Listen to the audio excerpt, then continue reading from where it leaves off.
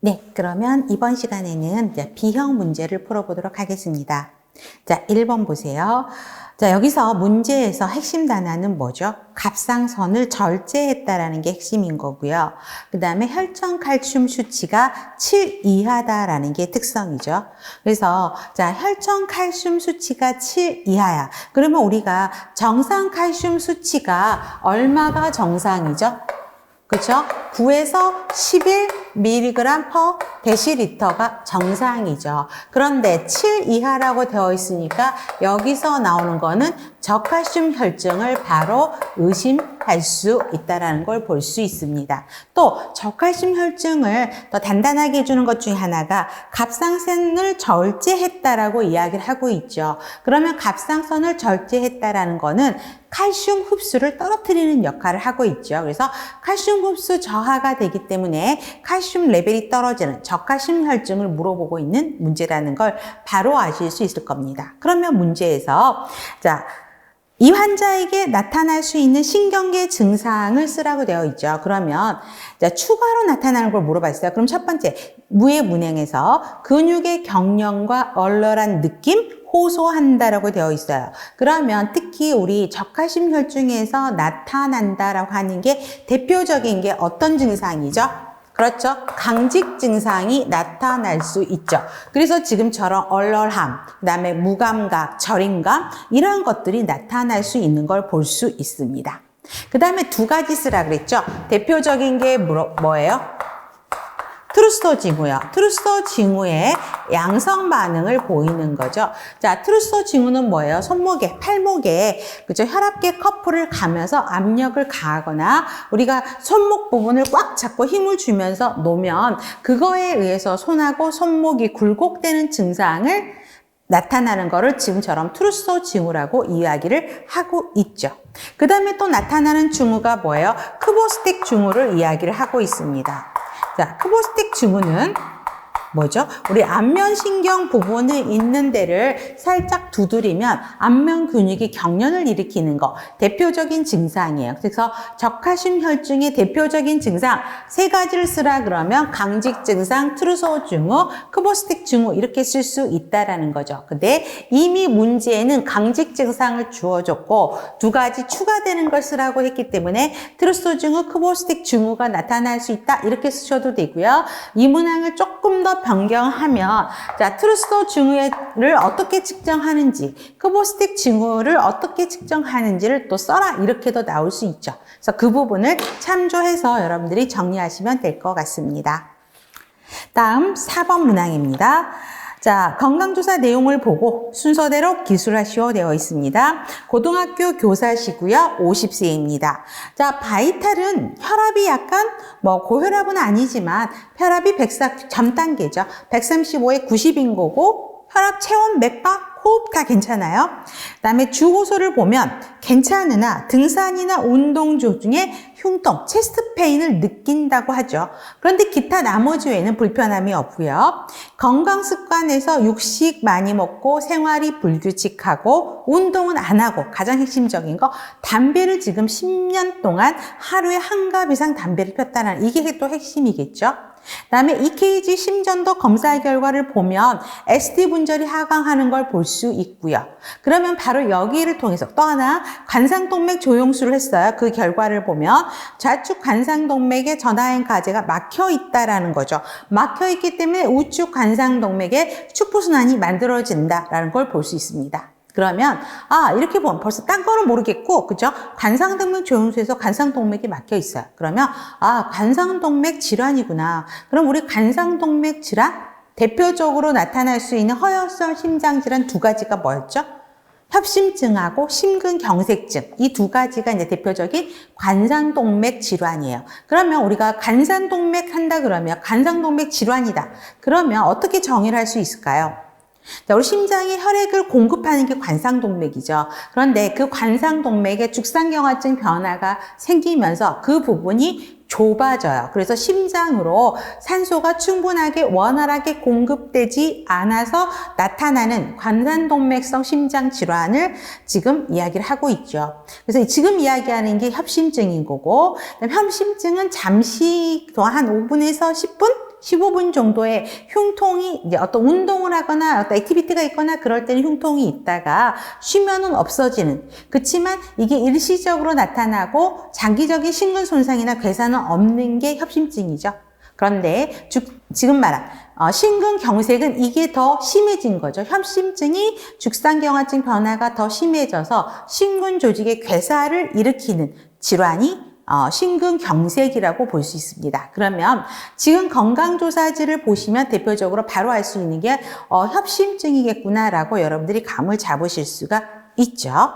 자, 그러면 니은번. 자, 김교사의 심장에 나타난 병태 생리적 변화 기술화라고 되어 있어요. 그러면 방금 말했던 걸 그거면 되죠. 자, 심장에 필요한 산소를 공급하는 게 혈관의 죽상경화증 변화가 일어나서 심장에서 필요한 혈액을 제대로 공급하지 못하고 산소를 공급하지 못해서 나타나는 심장 질환이다. 이렇게 보시면 되겠고요.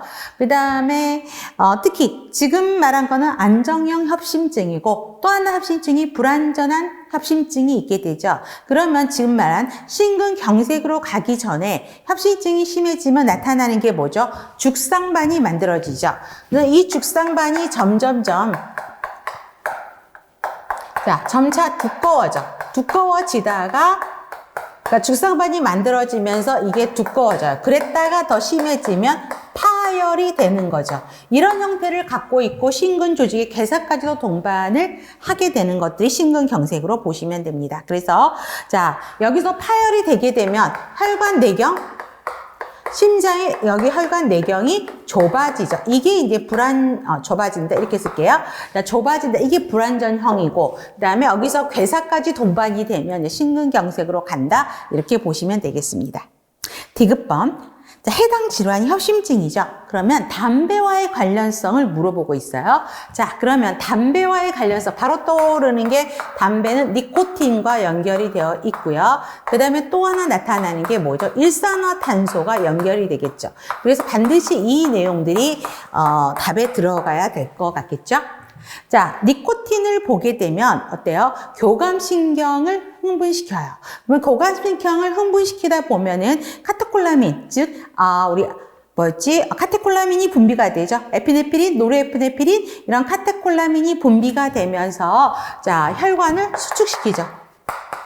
혈관을 수축하게 되고, 그 다음에 혈압은 올리게 되고, 그 다음에 펄스도 올리게 되죠. 그래서 니코틴이 이런 역할들을 하게 됩니다. 그러다 보니까 어때요? 심장에서 가는 산소도 부족하게 돼요. 그래서 심근에서 산소 요구량도 증가가 되는 걸 볼 수 있고요. 자, 이렇게 문제가 이제 올라가고, 심근에서의 산소 요구량도 부족해요. 그 다음에 심장으로의 혈행, 관류 조직 관류, 심장에서의 조직 관류도 부족하게 되고 느려지게 되죠. 이러므로 인해서 이제 문제가 발생한다라고 보시면 되겠습니다. 자, 그 다음에 보시면 되겠고 또 하나 일산화탄소예요. 자, 일산화탄소 같은 경우는 지금 어떤 현상이 문제가, 자, 헤모글로빈 산소 전달 능력을 떨어뜨리게 되죠. 떨어뜨리게 되고 또 LDL 수치를 오르게 하게 됩니다. 또 나타나는 거, 고지혈증을 초래하게 되죠. 그렇기 때문에 LDL 수치가 올라가면서 고지혈증을 유발을 하게 되고, 그 다음에 혈관 내피 손상을, 이 역시 니코틴도 마찬가지고 일산화탄소도 마찬가지예요. 혈관 내피 손상을 일으키게 되죠. 그래서 혈소판들이 응집을 하게 돼요. 응집을 하게 돼서, 자, 여기서도 마찬가지 혈전들이 만들어지게 되는 거. 이게 이제 협심증이라고 보시면 될 것 같습니다. 그럼으로 인해서 이제 순환장애가 일으킨다라고 보시면 되죠. 자, 그래서 니코틴하고 일산화탄소가 같이 연결되는 것들을 같이 보시면 될 것 같고요. 여기도 마찬가지예요. 조직 관리가 늘어지면서 여기도 이 내용이 또 여기에도 같이 연결돼서 또 들어가도 되죠. 그죠? 그 다음에 여기 일산화탄소 같은 경우는 조직의 산소, 헤모글로빈 산소량이 부족하면서 내피 손상을 일으켜서, 그래서 이 부분은 여기에 같이 연결된다라고 보셔서 길게 풀어 쓰시면 될 수 있을 겁니다. 자, 투여되는 약물 뭐예요?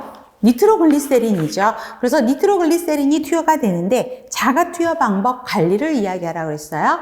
그러면 우리 니트로글리세린은 어떻게 먹어야 되죠? 혀 밑에 넣어서 녹여서 먹어야 되죠. 그래서 설화 투여라고 이야기를 하고 있고요. 완전히 녹을 때까지 침을 삼키면 돼요? 안 돼요? 안 되죠.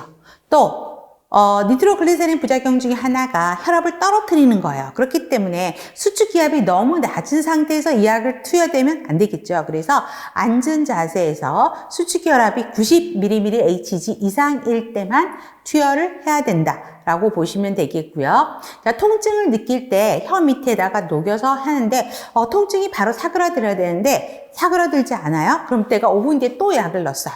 그런데도 사그라들지 않아요. 그래서 5분마다 3번을 넣거든요. 한정씩 3회까지 투여를 했음에도 불구하고 통증이 없어지지 않으면 바로 의사한테 말을 해야 된다는 게 주의점이죠.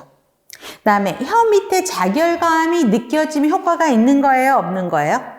효과가 있는 거죠. 만약에 자결감이 없다 그러면 유효기간이 지난 것이라고 생각을 하고 자, 약물들을 다 새롭게 교체를 하셔야 된다라고 보시면 될 것 같습니다.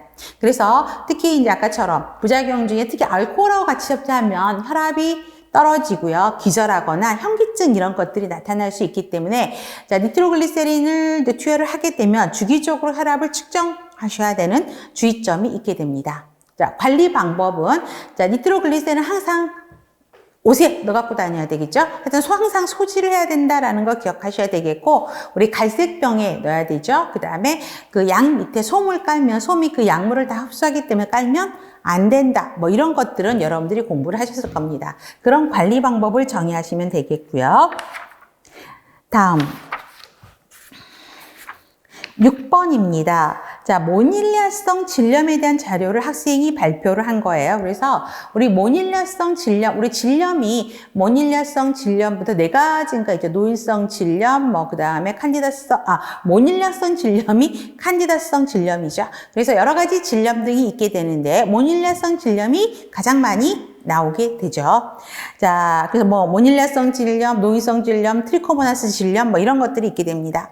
자, 대표적인 원인균을 물어보고 있죠. 그럼 원인균은 여러분 바로 쓰실 수 있죠. 곰팡이균이에요. 칸디다, 그쵸? 칸디다, 그쵸? 다가 들어가야 되겠죠? 칸디다 알비칸스. 그래서 곰팡이균이다라고 보시면 될 것 같아요. 그래서 곰팡이균에 의해 생기는 게 모닐리아성 질염, 그다음에 보시면 됩니다. 자, 발생 요인을 쓰라 그랬어요. 자, 그러면 우리 모닐리아성 질염, 곰팡이성 질염이라고 이야기를 하는데 대표적인 발생 원인을 보면요. 우리 임산부에게서 제일 많이 발생하죠. 많이 발생하기보다는 임산부의 3분의 1에서 이 모닐리아성 질염이 발생하게 됩니다. 자, 왜 그러냐면 임신을 하게 되면 글리코겐 양이 많아지게 되죠. 그 다음에 아까처럼 임신성 당뇨는 아니지만 자, 인슐린 분비도 많아지게 되고 그 다음에 우리 태반에서 나오는 호르몬 등이 항인슐린 작용을 하게 되어서 당 수치가 올라간다 그랬어요. 그렇기 때문에 이제 곰팡이균에 성장하는 환경을 만들게 됩니다. 그래서 임산부의 3분의 1 질염 때문에 왔어요. 혹시 임신하셨습니까? 또 이렇게 물어보고요. 그 다음에 의사들이 항상 물어보는 게 당뇨병 있으십니까? 물어봅니다. 그렇죠? 당이 많으면 이것도 역시도 염증이 성장할 수 있는 환경이 만들어지는 거고요. 그 다음에 3번째, 폐경인 것도 마찬가지예요. 특히 폐경이면 어떤 호르몬이 없는 거죠? 에스트로겐 호르몬이 감소하는 게 폐경이잖아요. 그래서 에스트로겐 호르몬이 감소하다 보니까 글리코겐 줄어들게 되고요. 그 다음에 정상상주기인 두드라닌 강균이 줄어들게 돼요. 그럼으로 인해서 정상균주들이 파괴되는 걸 볼 수가 있죠. 그래서 칸디다 감염에 노출되기 쉽고요. 또 나타날 수 있는 게 장기 항생제를 장기간 썼을 때요. 장기간의 항생제. 그 다음에 또 장기간의 스테로이드 요법이요. 특히 스테로이드 요법 같은 경우는 그 스테로이드를 쓰게 되면 감염을 은폐하는 증상, 이게 부작용으로 들어가게 되죠. 그래서 질염들이 많이 나타나는 걸 볼 수 있고요. 그 다음에 고에스트로겐 요법이라든가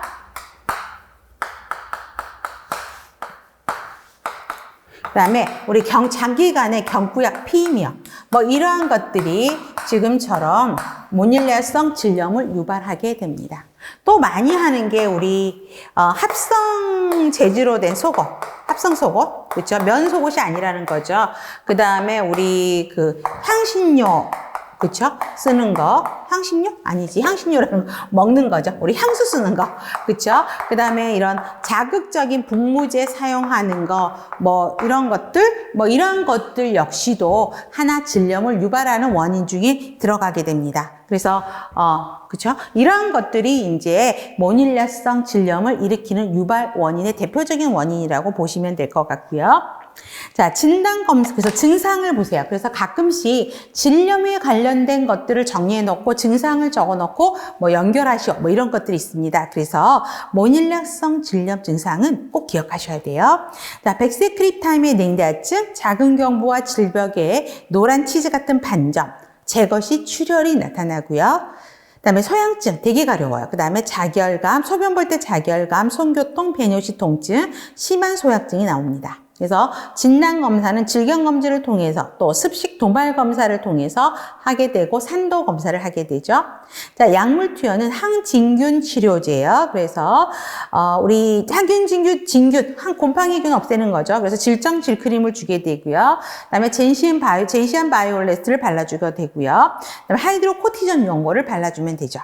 네, 일반적인 이제 간호 문제가 많이 나오죠. 그래서 간호 문제는 뭐예요? 잦은 여기 원인 중에 하나도 여기서 또 그것도 있겠다. 그렇죠? 질세척이 너무 잦아.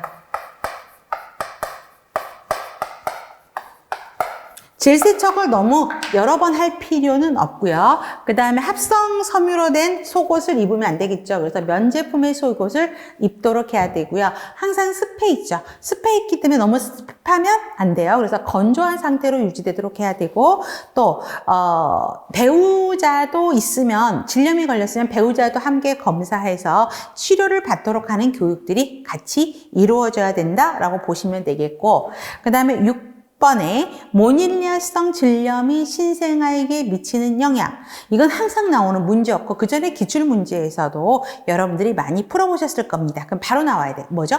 신생아 아구창이 나타날 수 있죠. 그래서 노멀 델리버리를 하게 되면 모닐레아성 질염이 있어요. 질염이 있는데 바자이널 델리버리를 통해서 그줄을 통해서 아기가 나오게 되면 신생아 아구창을 그대로, 그러니까 모체 감염을 통해서 신생아에게 영향을 미칠 수 있기 때문에 신생아 아구창이 나올 수 있다. 그래서 질염이 있을 때는 바자이널 델리버리가 아니라 시스에게 인디케이션이 되는 거죠. 그렇게 해서 보시면 되겠습니다. 다음 8번입니다. 자, 보건교육을 계획하고 있는데, 자, 건강한 임신에 대해서 하고 있고요. 인부의 신체적 변화, 자가관리 방법에 대해서 설명을 하고 있습니다. 자, 1번 심혈관계죠. 심박 출량이 증가하게 되고요. 하지 정맥압이 상승을 하게 되고 최이성 저혈압이 나타나게 됩니다. 그러면 첫 번째 문항이 최이성 저혈압의 발생 기전을 쓰라 그랬고 간호를 쓰라고 되어 있습니다. 그러면 체위에 의해서 저혈압이 발생하는 거죠. 그러면 어떤 체위요? 악화이죠. 반드시 누워있는 거. 자, 반드시 누워있으면 자, 어떤 일이 벌어지죠? 자, 자궁은 커져 있어요. 근데 반듯하게 앙화의 자세로 누워있으면 커진 자궁이 이 하대정맥을 누르게 되죠. 그래서 하대정맥을 눌러서 하지에서부터 심장으로 오는 정맥 기한량을 줄이게 되죠. 감소시켜서 기립성 저혈압을 유발을 하게 됩니다. 그래서 지금처럼 체위성 저혈압의 발생 요인을 쓰면 되고요. 자, 이럴 때 체위성 저혈압, 기립성 저혈압이 나타났어요. 그러면 어떻게 바로 해줘야 되겠죠? 추기를 취해야 되겠죠. 좌추기, 우추기. 좌추기를 취해줘야죠. 그래서 태방관리 흐름을 원활하게 이루어 주셔야 됩니다. 2번 호흡기계. 커진 자궁이 폐와 행경막을 압박해서 호흡곤란을 유발을 하는데 경미한 호흡성 알칼로시스가 나타나게 되는 것입니다. 자, 그러면 알칼로시스가 나타나는 이유, 그렇죠? 우리 그 프로게스테론 호르몬하고 연결이 되어 있어요. 그래서 프로게스테론 호르몬이 이산화탄소에 대한 연수가 너무나 과민하게 반응을 해서 호흡성 알칼로시스가 나타나게 되는 것입니다. 그러면 호흡성 알칼로시스가 어떠죠? 깊은 호흡을 하면서 횟수가 많아지는 호흡들이 이루어진다라는 특성을 볼 수 있고요.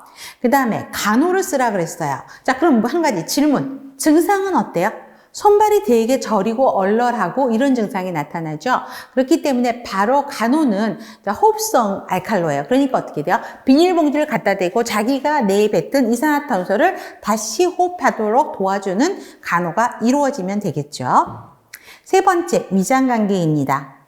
입덧이죠. 입덧을 유발하는 원인 간호를 기술하라 그랬어요. 그러면 입덧을 일으키는 호르몬 바로 쓰셔야 되죠. 뭐죠? 육모선성 자극 호르몬에 의해서 얘가 과다하게 발생을 하죠. 그럼 언제쯤부터? 임신 6주부터 발생을 하고 우리 입덧이 언제까지 이루어지죠? 임신 3개월까지죠. 12주까지. 그래서 HCG 호르몬, 육모선성 자극 호르몬이 6주에서부터 12주까지 이 호르몬이 발생을 하기 때문에 이걸로 인해서 입덧이 일어나게 되고 또 임신에 대한 양가 감정이 일어나게 되죠. 뭐 그런 거에 의해서도 입덧이 유발한다라고 보실 수 있으면 되겠고요. 입덧의 간호, 이거는 우리 항상 공부했었죠.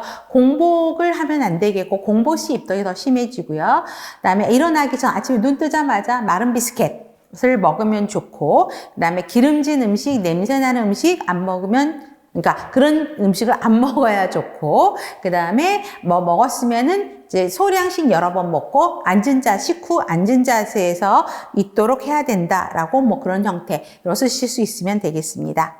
그 다음에 입덧만 나올 수 있는 게 아니죠. 자, 가스마리가 발생하는 이유 이렇게 써라 이렇게 나올 수도 있어요. 그래서 기전.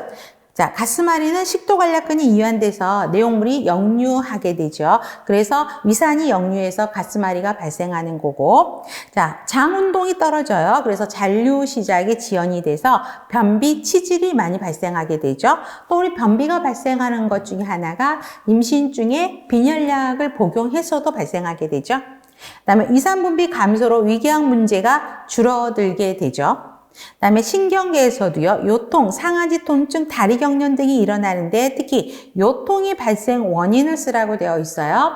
자, 자궁이 커지면 어때요? 앞으로 이렇게 굽어지게 되죠, 척추가. 그로 인해서 이제 그거에 대한 보상작용으로 요통이 발생을 한다라고 보시면 되겠고요. 또 복부가 과도하게 신전이 돼요. 그래서 무게중심이 앞쪽으로 골반 앞쪽으로 내려오면서 균형을 유지하기 위해서 통증이 발생한다라고 보시면 됩니다. 그래서 균형을 유지하기 위해서 척추 만곡이 더 심해져서 통증을 유발한다라고 보시면 돼요. 자, 그러면 거기에 대한 간호는 자, 좋은 자세를 유지하려고 자꾸 노력을 하셔야 되겠고 그다음에 임신 중에 복대 착용, 거들 착용하는 게 좋고 어느 정도 굽이 너무 높아도 안 되고 낮아도 되고 중간급 정도의 신발을 신는 게 좋고 그다음에 핫백해주고 뭐 골반 흔들기 운동 그다음에 적절하게 체중 증가하는 거 이런 방법들을 간호로 제공할 수 있습니다.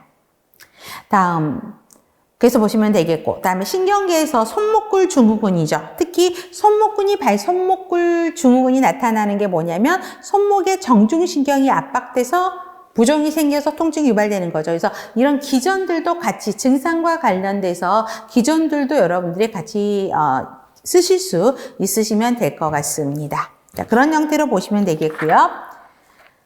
9번입니다. 자, 9번은 이제 쿠룹에 대한 내용이 나오고 있죠. 호흡기 장애예요. 자, 그 다음에 쿠룹은 어디와 관련되는 거죠? 후두의 염증, 후두 부종. 그래서 폐색을 일으키는 질환이 쿠룹이죠.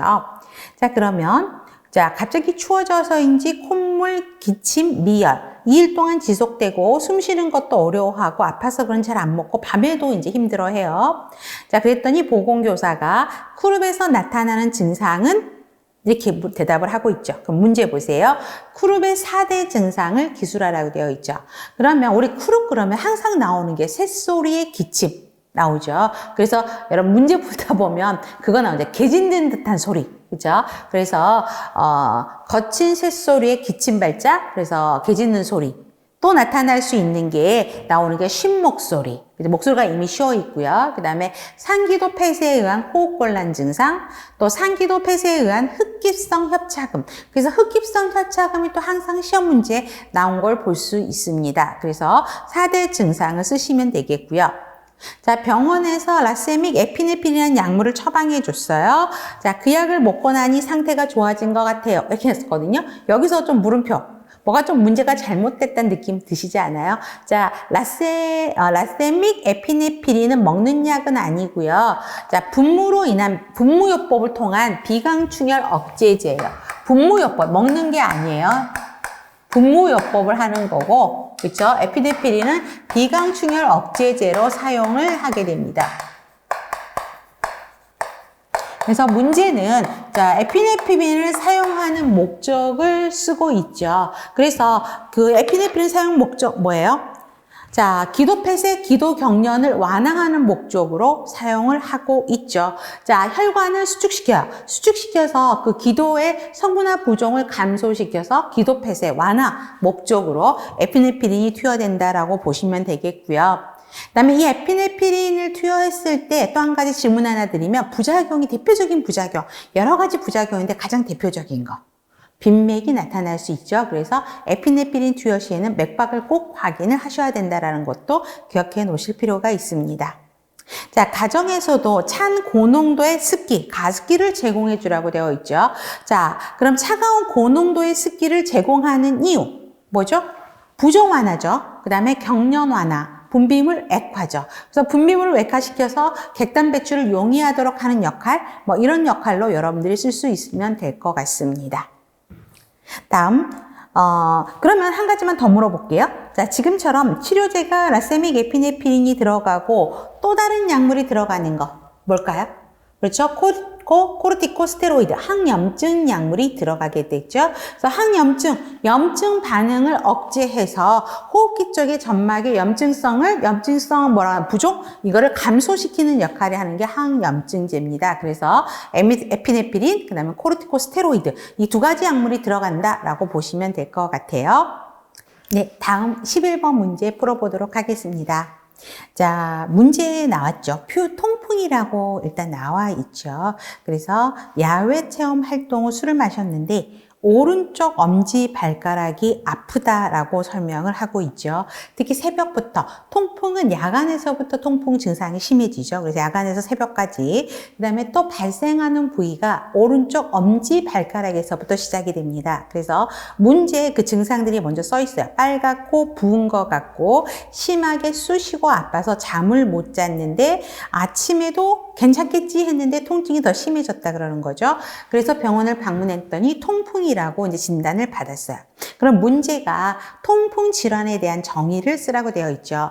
그러면 통풍은 특히 단백질 종류의 하나인 퓨린이에요.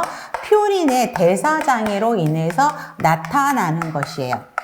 대사장애인데 특히 퓨린의 대사장애로 나타나는데 이 퓨린이 대사하고 남은 물질이 요산이에요. 그런데 이 요산이 배출이 돼야 되는데 요산이 과잉 공급되거나 그 다음에 배출이 되지 않아서 배출 장애가 있는 거죠. 배출이 되지 않아서 배출 장애로 인해서 요산이 올라가는 것이죠. 그렇죠? 이로 인해서 통풍이 나타난다라고 보시면 될 것 같아요. 자, 그러면 통증이 심했죠. 근데 그런 통증은 태어나서 처음이다 그러고 통증에 대한 불안감이 지금 굉장히 많죠. 그래서 니은번 문제 보세요. 통증이 발생하는 기전을 기술할 것 이렇게 되어 있죠. 그러면 그러면 이 요산이 만들어지는 게 문제인 거예요. 요산이 많아지는 거. 그래서 요산 결정체가 만들어지는 것입니다. 자, 요산 결정체. 그래서 이 수치가 증가하게 되죠. 과잉 공급이 되고 배설이 안 되니까 당연히 많을 수밖에 없어요. 그런데 이 요산 결정체가 어디에 쌓이게 되는 거죠? 관절에 쌓여요. 그래서 관절에서 쌓이다 보니까 염증을 일으키게 되고 부종을 일으키게 되고 강직을 일으키게 되고 통증을 유발하게 되는 기전을 갖게 됩니다. 그래서 요산 수치가 올라간다. 꼭 기억을 하셔야 되고요. 그게 관절에 쌓여서 염증을 유발해서 지금처럼 발작적인 관절통을 유발을 하게 됩니다. 그러면 나타나는 장소가 아까 어디라 그랬죠? 엄지발가락 관절에서 나타나고 특히 증상은 야간성이어서 야간에서 밤밤중에서부터 새벽까지 나타나는 증상을 보이고 있습니다. 자, 그래서 특히 급성 통증이 있을 때는 자, 문제가 또 이렇게도 나갈 수 있어요. 급성 통증이 있을 때 통풍의 관리 방법이 무엇일까요? 이렇게 나갈 수도 있거든요. 그러면 기억해야 되겠죠. 안정하고 하지 부목을 고정하고 냉찜질하고 마사지한다. 이거는 기억을 하셔야 되겠고요. 약을 꾸준히 잘 드시는 게 중요합니다. 그러면 자, 디귿번 문제가 투여되는 약물 2가지 기전을 쓰라고 되어 있죠. 그래서 약물 대표적인 게 뭐죠? 우리 통풍에서 콜키친이라는 약물이 들어가게 되죠. 그럼 이거 기전은 뭐예요? 지금 말대로 요산이 쌓이지 않도록 하는 거니까 요산 배설을 증가시키는 거죠. 혈중이 많이 남아있지 않도록. 그 다음에 염증이 생기지 않도록 항염증 작용을 하고요. 그 다음에 통증을 감소시키는 역할을 하게 되는 게 통증 감소. 자, 감소하는 역할을 하는 게 콜키친입니다. 또 들어가는 약물이 알로프리놀이라고 하는 약물이에요. 자, 알로프리놀은 무슨 기전을 갖고 있냐면 요산을 만드는 걸 억제하는 기전을 갖고 있어요. 그래서 요산 생성을 억제시키면 당연히 몸에 요산이 없겠죠. 줄어들겠죠. 그 역할을 하는 거고. 그다음에 세 번째가 프로베네시드라고 하는 약물입니다. 자, 프로베네시드는 요산을 배설하는 기능을 하고 있죠. 그래서 요산 배설 촉진제 이렇게 생각하시면 돼요. 그래서 요산을 많이 소변을 통해서 빠져나가도록 하니까 몸에 요산이 없는 거죠. 줄어드는 거죠. 그래서 3가지 약물을 기억하셔야 되겠고, 그죠? 문제는 2가지만 쓰라고 했으니까 2가지만 쓰셔도 상관없지만 3가지는 알고 계실 필요가 있습니다. 그 다음에 이 병이 있을 때 식이요법을 이제 물어보고 있는 거죠. 그래서 보건교사가 식이를 권장한다고 되어 있어요. 자, 그러면 어떤 식이는 어떤 식이를 권장할까요? 저퓨린 식이를 권장하겠죠. 그러면 저퓨린 식이라는 거는 곡물, 그쵸? 그 다음에 야채, 그 다음에 뭐 우유, 과일, 이러한 것들이 저퓨린 식이입니다. 그럼 상대적으로 퓨린이 많은 식이는 제한을 해야 되겠죠.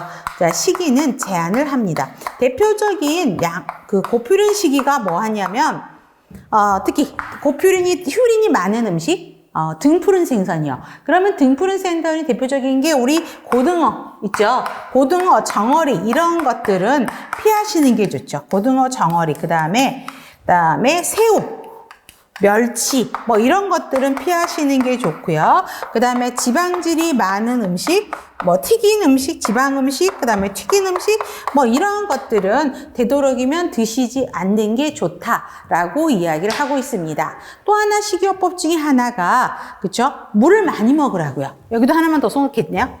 공간이 너무 아래인가?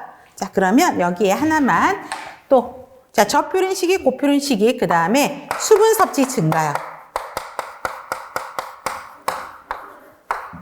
자, 물을 많이 먹으면 아무래도 소변으로 고여있던 요산이 많이 빠져나오게 되겠죠. 그래서 저퓨린 식이 권장, 고퓨린 식이 제한, 수분 섭취 증가 이런 게 대표적인 식이요법이라고 볼 수 있습니다.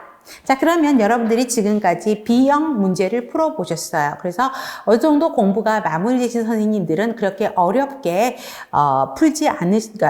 어렵다고 생각은 않으셨을 거라는 생각을 해보고요. 그 다음에 여러분들 다음에 3회 모의고사가 주어진다면 여러분들 또 만나 뵙기를 바라겠습니다. 수고하셨고요. 다음 시간에 뵙겠습니다. 감사합니다.